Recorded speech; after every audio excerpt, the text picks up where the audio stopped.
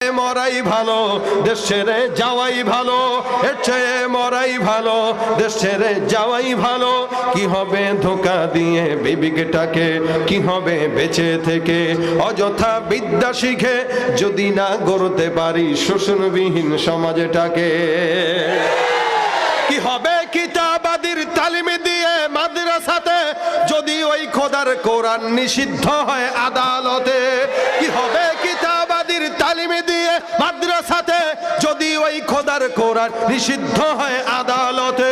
কাফনের কাপড় মাথায় ময়দানে আয় ছুটে আয়, কাফনের কাপড় মাথায় ময়দানে আয় ছুটে আয়, বিলিয়ে দে না তোদের জীবনটাকে।